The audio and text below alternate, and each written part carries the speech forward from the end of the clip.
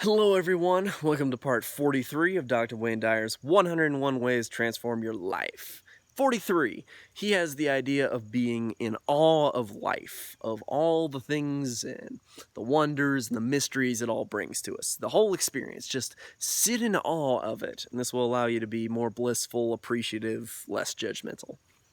So that's about all he says on this one. It's a pretty short clip. It's like, I don't know, 20 seconds or like 10 seconds worth of talking about it. So where do we go from there? How do we stretch that into a little bit more of a discussion? How do we look at that interpretation? I kind of just let's just go with it. So I would say it really comes down to that awe is it's kind of appreciation and gratitude to some degree. It's that sitting in, I can't believe how great this all is. Because people are always judging things against the perfect. They're saying, oh, I want that tree to be 5 feet to the left, and I want my friends to do this, and I want my girlfriend to be better, and I want this, and I want that. And they're always comparing reality to the perfect. And he's saying, no. Okay, stop with all the perfectionism for a second, and just be in awe of how awesome you have it.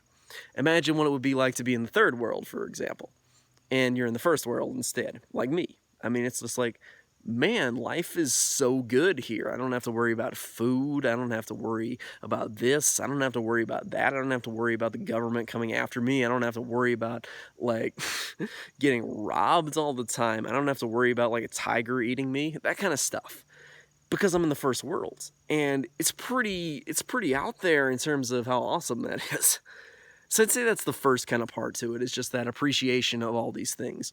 Then think about how good it is to be a human being anywhere, because you can transform your life listening to and working on this material. If you're like an octopus or like a snail, you don't have the conscious capacity to be able to make decisions to alter your subconscious mind, or have the capacity in your subconscious mind to do anything about it. But as human beings, we can really guide a lot of our future, and we can really guide a lot of our happiness. Humans have the ability to be the happiest creatures in the universe. So we might as well do that, I mean.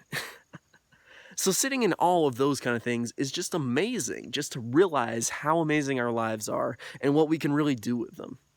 That's what I would say it is, to sit in awe, just to sit down and just be in awe of all the great things in our life.